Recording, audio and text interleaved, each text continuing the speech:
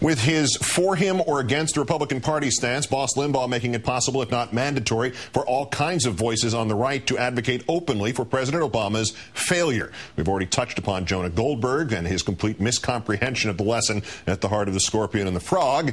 Here are some of the lesser voices in the echo chamber.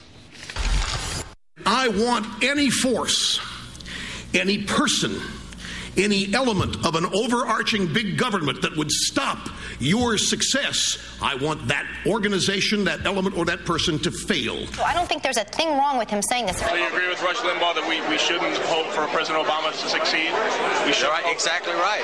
I want his policy agenda to fail because that'll help the economy. When he proposes the same kind of wealth redistributionist policies that appalled me under the Bush administration, yes, I hope they fail. Here's Rush Limbaugh. He makes a great analogy with football regarding Barack Obama. I wanted Warner to make the biggest fool of himself possible. Of course you don't want him to succeed. If he succeeds, that's bad for capitalism. That's bad for free markets. If Obama succeeds and the country goes down the tubes, everybody gets what Rush has been saying. Should we hope that President Obama fails? Yes. Yes? Absolutely. We hope that his policies fail. Let's turn now to Chris Cillizza, White House reporter for The Washington Post and also, of course, author of its political blog, The Fix. Good evening, Chris. Good evening, Keith. None of the conservatives in that clip were currently elected officials. Is that just a coincidence? It's savvy observation, Keith. No, it is in fact not just a coincidence. Look, Republican elected officials know how to read polls. They look at polling that suggests two things. Number one, as you cited earlier, the NBC Wall Street Journal poll, that Barack Obama is extremely popular. Number two, that the American people want bipartisanship. They may not know what that means necessarily in a practical way, but they want to feel as though their politicians are working together for the greater good. So coming out and saying, we want this newly elected president who won 365 electoral votes in places we didn't think he could win, Virginia, North Carolina, Indiana, we want him to fail. It's not good politics, and that's why you see so few Republican elected officials joining the chorus on the right. In addition to the 68% approval that Obama got in the Wall Street Journal the Wall Street Journal NBC poll, Gallup did one on Limbaugh showing his negatives were very high among independents, and even 1 in 4 Republicans don't like him. How is getting in line behind him a win-win for even just the far right, even the most conservative wing of the conservative part of the Republican Party?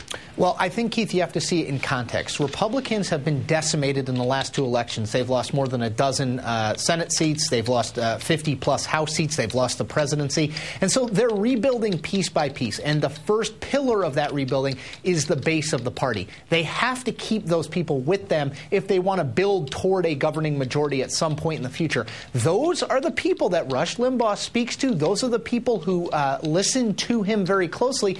And these people like Michael Steele, Phil Gingrey, a Georgia congressman who came crosswise with Rush and apologized about a month ago, they know they need this base of the party if they're going to expand. So I don't think it's a long-term strategy to reach out to independents because, frankly, we know, as you cite in those polls, Keith, it's not going to work. But I do think it's aimed solely at reassuring the base that their core principles remain intact. But then what is, Chris, the GOP endgame? Similar to the question I asked Richard about the Democratic endgame. The stimulus spending plan does not work. The economy gets worse, and what happens then? I mean, the post-apocalyptic world of Mad Max and Thunderdome when President Rush Limbaugh, what happens? Well, don't get me wrong. I love the occasional Mad Max and Thunderdome reference as much as the next guy.